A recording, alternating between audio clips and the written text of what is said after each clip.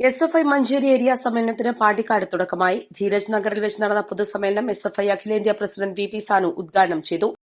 പലസ്തീനിലെ Gaza എന്ന് പറയുന്ന പ്രദേശത്ത് ഇസ്രായേൽ കൂട്ടക്കുരുതി നടത്തിയപ്പോൾ ഏതാണ്ട് 47,000-ത്തിലധികം ആളുകളെ കൊന്നപ്പോൾ അതിലേതാണ്ട് 14,000-15,000-ത്തിലധികം വരുന്ന പിഞ്ചു കുഞ്ഞുങ്ങളെ കൊലപ്പെടുത്തിയപ്പോൾ അതിനെതിരായി ഈ കേരളത്തിലും ഇന്ത്യ മഹാരാജ്യത്തിനകത്തും ഏറ്റവും ശക്തമായിട്ടുള്ള പ്രക്ഷോഭവുമായി മുന്നോട്ട് വന്നിട്ടുള്ള സംഘടനയുടെ പേരാണ് എസ്.എഫ്.ഐ.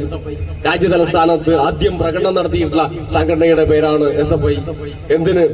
ക്യൂബ എന്ന് പറയുന്ന രാജ്യം, ക്യൂബ എന്ന് പറഞ്ഞാൽ ഞങ്ങൾക്ക് ചെഗുവേരയുടെ നാട് മാത്രമല്ല, അതിനപ്പുറത്തേക്ക് ഈ കഴിഞ്ഞ കാലയളവിൽ കോവിഡ് ഉൾപ്പെടെയുള്ള മഹാമാരി ആഞ്ഞടിച്ച വിവിധ പ്രദേശങ്ങളിൽ വിവിധ അർത്ഥത്തിലുള്ള ആഭ്യന്തര കലാപങ്ങളാൽ ജനങ്ങൾ പൊറുതിമുട്ടിയപ്പോ, ആഫ്രിക്കൻ രാജ്യങ്ങളിൽ എബോള അടക്കമുള്ള മഹാമാരികൾ പടർന്നു പിടിച്ചപ്പോ അവിടേക്ക് യാതൊരു വിധത്തിലുള്ള ഒരു വേതനവും പറ്റാതെ, അവരിൽ നിന്ന് ഒരു തുക പോലും പണമായി കൈപ്പറ്റാതെ അവർക്ക് സൗജന്യമായി തങ്ങളുടെ സേവനം നൽകാൻ വേണ്ടി ആരോഗ്യ പ്രവർത്തകരെ വിട്ടുകൊടുത്തിട്ടുള്ള രാജ്യത്തിന്റെ പേരാണ് ക്യൂബ.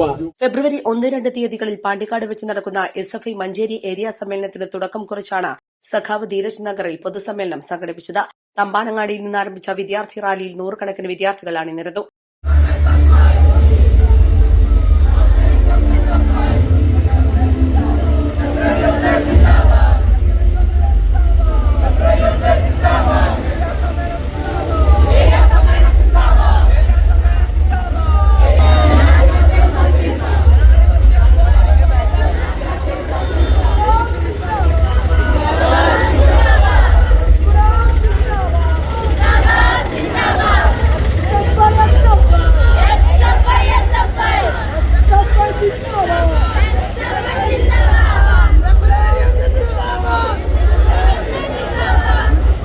എസ്.എഫ്.ഐ സംസ്ഥാന കമ്മിറ്റി അംഗം K Harimon, K Shihab, C Sabikh, Simi Mariyam, C Abhishek, V Anupama തുടങ്ങിയവർ സംസാരിച്ചു. East live, Pandikkad.